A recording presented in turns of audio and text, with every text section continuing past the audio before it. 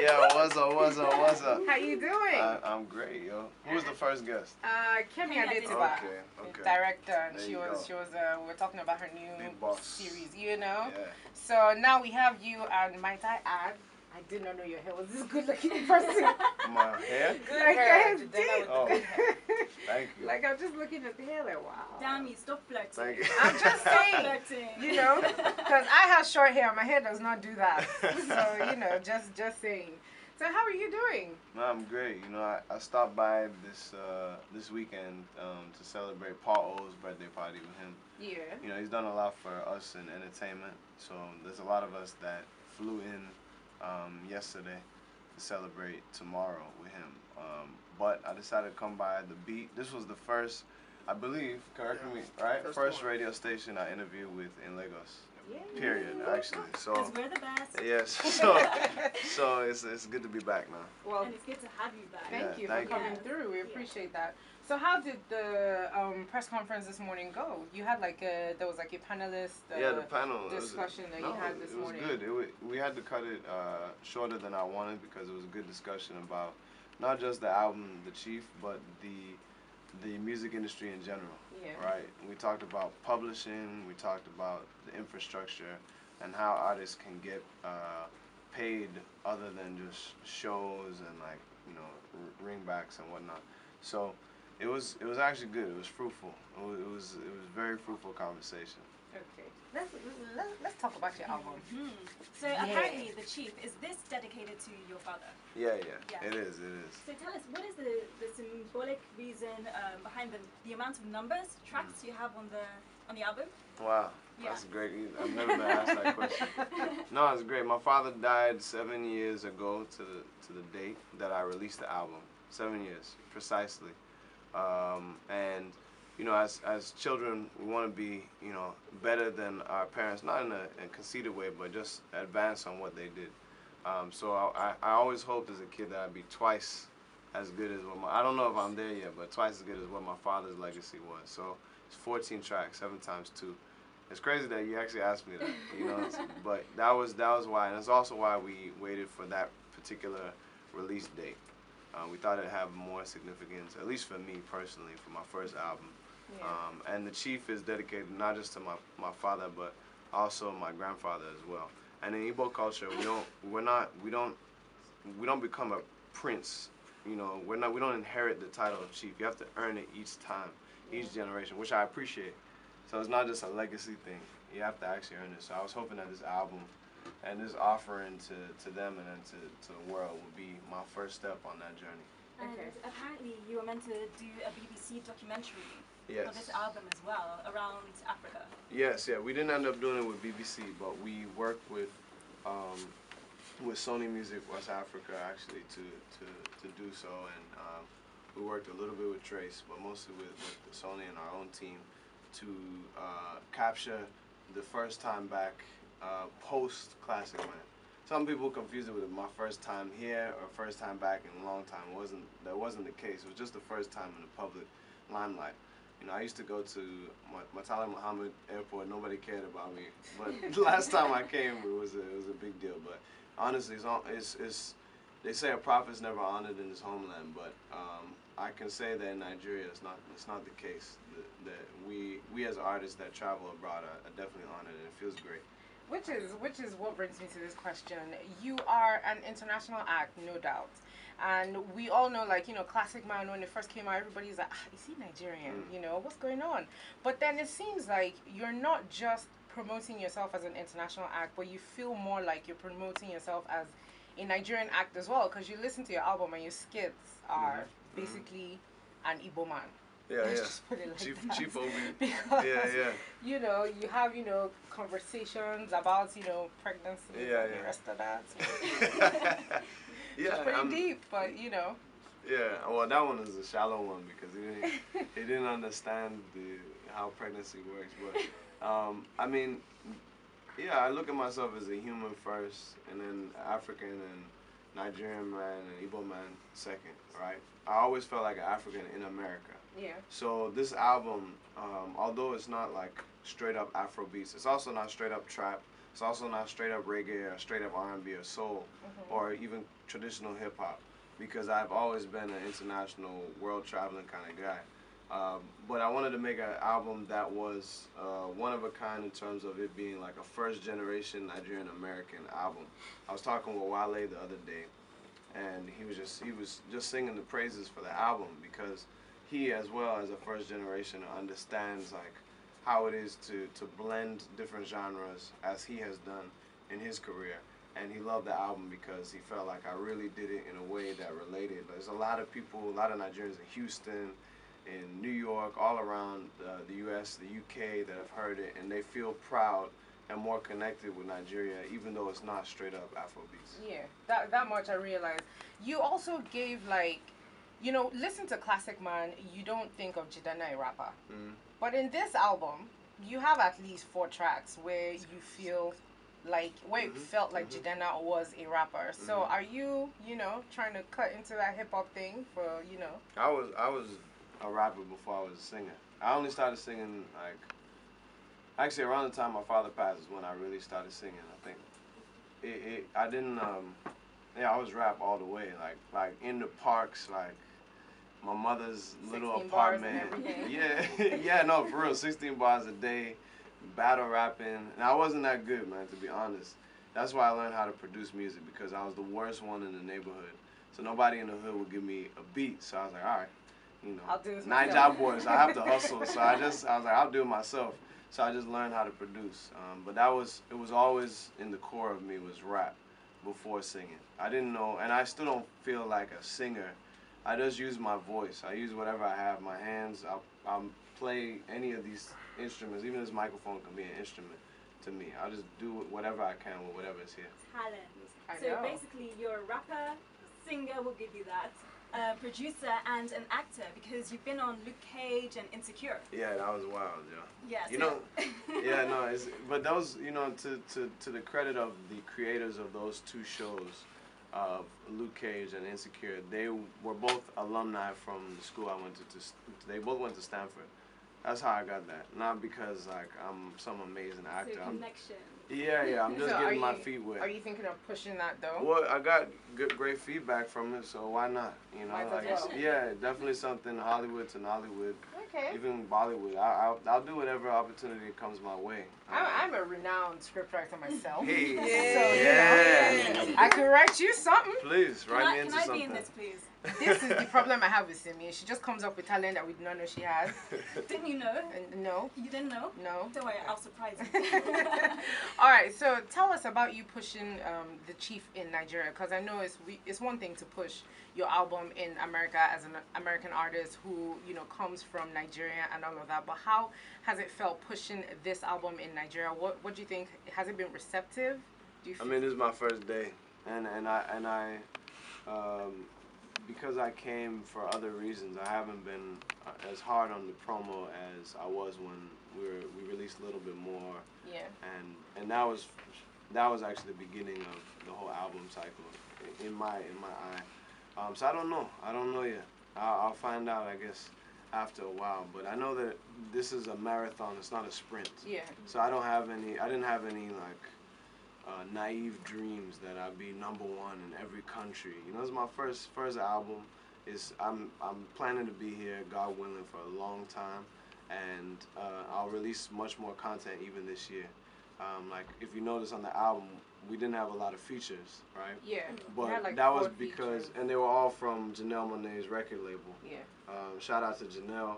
I'm proud of being one of the few male artists that were signed to a female exec in the music industry, globally even. And Janelle's been a great force to be reckoned with, as people are now seeing in the Hollywood sphere too. But I only wanted to keep it in the family. All the features that I've done with Nigerian artists will come spring and summer. So I've been working with people who are always asking, who are you working with? Are you working with? Yeah, well, I've already done work, but I didn't want to put them or even big American artists on the album. Yeah. So I saved that for spring and summer. Can you let us know the Nigerian artists you're going to work with, or working with? Yeah, I'm open to anybody who is trying to advance a genre Dami sings, by the way. Dami, hey, I say do, something. look, I do a lot of things. I know, you know, for real, you're extraordinary. No, don't make me. Only talent I have that I'm too shy to show, Yeah. singing. So Yeah. I would just sound like crap, and it'd be like, but Simi said, you know, this is No, not... music's the one art that everybody asks you to do on the spot. Yes, on the spot. Yeah, you comedians, you're not like tell a joke. Painters, you're not like paint a picture, but musicians always like, oh, okay, sing. I mean, I've worked with, so far with Tiwa Savage, with Burna Boy, with Wizkid. I want to do a lot more work, period, in Nigeria and abroad. I just came from South Africa, and there's this dude, Ricky Rick, Frank Casino, all these guys down there that I want to work with. So I'm honestly open to whoever comes along and has something that's fresh. That's really it. It's just the vibe and energy of the track that gets me. Okay, so we're about to play Chief Don't Run. Tell us a little bit about the song. Yeah, I mean, this record was a kind of a autobiographical narrative of me coming to America and understanding who I was as a boy and how that boy became a man, how that man became classic man. Essentially, that's what it is. And every time I reference the Chief, it's me as a boy or a man imagining or looking at my father. Because sometimes he was in my life, sometimes he wasn't. The times he wasn't, I was imagining who he was. The times he was, I was seeing. So this record is what that is to me. All right. So we are going to play Chief Don't Run by Jidenna. We'll be back with him immediately after this song. It is still Dami and Simi on the midday show. Well, jumping into drive time show, but Gwemi doesn't really mind. She's right here. She does not mind. I'm charging money. It's the heartbeat of Lagos, the beat 99.9. He's here in Nigeria. All right. Yes. So what are your plans for you now that you're here? Because, you know, we know that, yes, it's time to, you know, push the album, you know, to the Nigerian market and all of that. But what's your, you know, full-on schedule for that? No, I mean, I honestly wasn't even coming. I know I have an album out, but that wasn't in my forefront of my mind. I didn't know. Yeah, but it wasn't in the forefront. I was coming to just celebrate with Paul O. So that's the celebration is tomorrow night, and then I have to fly back to the States to do a show called Good Morning America. Okay. So unfortunately, I can't stay as long as I wanted to. But I'll be back. I come back now twice a year. So next time I'll do a proper stay, and we'll actually do some shows. Okay. Yeah. Like the last time when you did the... Yeah, exactly. I stayed like a week of promo, proper, like, you know. And honestly, the next time I come, I'm hoping I'll have another project for you all. Okay. Perfect. That's good. That's good. Now, I quickly want to ask you about your style, and I know you get this question a lot, but I've noticed your shirts, the colors of your shirts are in a certain style, 1800s. Yes. Yeah. Wow. You're well researched. You must have done well in school. Well, you know, once I got into what they call sartorial fashion, just bespoke fashion. In fact, most of Nigeria is into it. You know, at very least for weddings and funerals, right? Everybody from poor to rich is into it. So that's why Classic Man, to me, even though, you know, I'm sporting what people would say is traditional European suits with Ankara fabric in that video, it's still the style of bespoke is very much threaded in Nigerian fashion and Nigerian style. The collars themselves, I chose late 1800s because I was inspired by the free slaves in America that were excited about the recently found freedom after 1865. So they started dressing up all, you know, they felt they was clean and they put on certain collars. And one of them was a band collar, Arundel collar, all these fancy collars that I wear. So even when I'm wearing like kaftan up and down, like I'm still wearing the band collar and French cuffs. I mean, that was the origin of it. When exactly did you start to dress in this way? Because back in the day, you used to sort of embrace the hip hop culture. You used to sag your pants. Yeah, and I still wear. I might wear like a snapback, like my guy over here. I still wear that here and there. I wear Chucks. I wear J's. I'll definitely wear the shoes and whatnot, and combine it with my style. But the turning point where I went pretty far was my father's passing 7 years ago. Honestly, everything changed after that. You know, your friends change, your lovers change, your direction, your vision. So that was the turning point for me. I wanted to embrace his style. He had three-piece suits. He used to roll around Enugu, Nigeria, everywhere, Abuja. He would always have three-piece suits, and then he actually became disabled for a while. So he walked with a walking stick. So that's why I walk with that. And of course, Chiefs do that too. So I was about to ask that because it seems like everything you do is a little bit calculated to a point. So I was going to ask if the walking stick is also a calculated move. Yeah, it wasn't for anything other than, it honestly started out as grieving. It's like I used to, when he was in the hospital, I used to walk around with it. And it would make him, I would imitate him. And so it make him laugh. Okay. So it started like that. And I was rolling around the hood in East Flatbush, Brooklyn, New York like that. It just so happened that I made a record. And people at first might be like, is this guy really real? But that's me. That was me, and it's me now. Calculation, I mean, I have a smart team back here. So, of course, we calculate everything. But it's not something I'm doing for somebody else. Okay. It's something I do for myself. It just works for everybody. So are you thinking of going into fashion? Because I know a whole bunch of people, even if they don't listen to the music, when they see you, you are a major fashionista. And I realized that from the Grammys and all of that, you've been wearing, native and all that, but you're still in that classic man. Everything's still prim and proper. So are you, gonna dabble in fashion anytime soon? Yeah. I mean, it's a natural evolution for any artist, honestly. Even if they do something with H&M, it's still like everybody does. You're still something. A designer. Yeah, everybody does it. So I'll do it. I just want it to be right. Like a lot of people have approached me, the big families from Europe predominantly, but that's not really what I'm about, So it has to be the only designers I wear that if I don't design it and Fear and Fancy, my team doesn't design it, then I usually only work exclusively with African designers. So I'll do it, but it has to be the right structure, and we're building something now, but it'll come out in due time. Okay. But is it true that you believe the best tailors are in Dakar? The best tailors? I think that my early influences were from Senegal. 2 dresses for me just with needle and thread. Oh, and I've worn these dresses out. Okay. Like I wore one clubbing and it didn't tear. So hey, we good. No, but watch out now. She won't be your maid any longer. That's no more house help. That's the plan. That's the plan. Yeah. At the end of the day, I told her, I said, look, man, at the end of the day, we're all trying to push forward, so you can't do this forever. Exactly. So this sewing, we're going to. No, for real, upward mobility. Yeah, people are already asking me how much does he charge. Hey, that's great, Because my designer charges like 30K. Yeah. For an outfit. Yeah. So, and this is free. That's I what just I'm have saying. to buy a sewing machine. That's beautiful. It was so great having you in the studio. Thank you so much. Before we end it, I just want to rewind a couple of years before the music. You studied engineering in school, right? Yeah. But then you became a teacher after. Yeah. Why? Why didn't you decide to practice engineering? I mean, I studied a program that was at Stanford that had science, technology, and a little bit of music. It was mainly electrical engineering, like how to build all this stuff in the studio. That's what I learned how to do. Halfway through, I was like, nah, I don't really want to do this.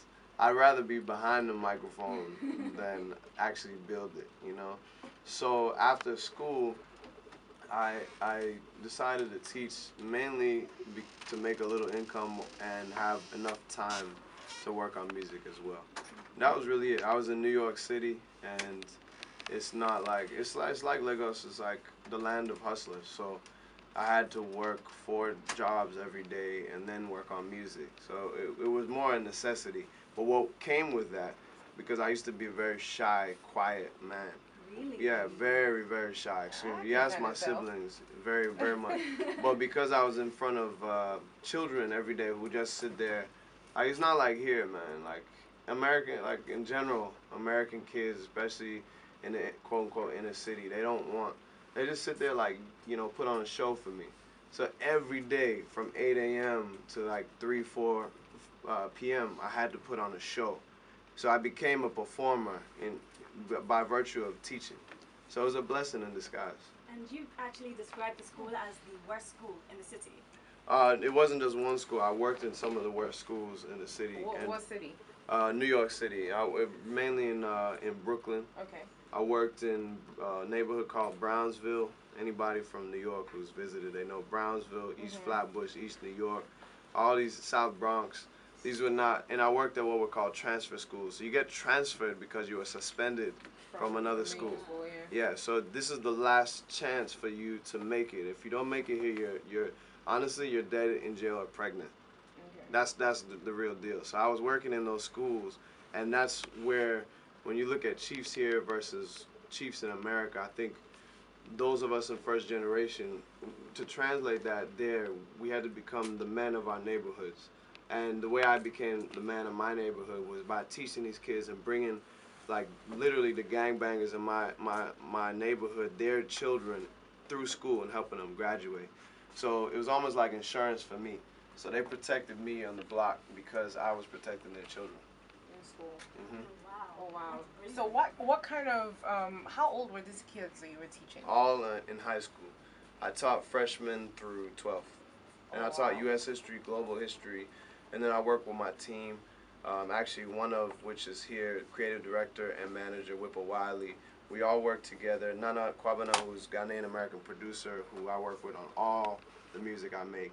They were all on my team, and they helped to create a curriculum that was not just history, but also integrated algebra and then biology. Okay, so do you think one day soon, you know, I feel like you'd be passionate about this. Do you think one day soon you will start like an organization to kind of help these kids out? Oh, more than that. My goal, music is like, music is powerful. It's definitely the most powerful tool that I probably have, and I thank God for it. But my hand is going to be in every, and it's already, but people don't know it, in every industry, period. I have a vision for not just this country, but for the entire continent, the African diaspora. I want to create the Silk Road in Africa. I want to create the bridge, the yellow brick road. I want to create every industry has to have the highest standard, highest quality in the entire world. So it's not just my sister's in healthcare. I got my brother who's just an all-around amazing entrepreneur.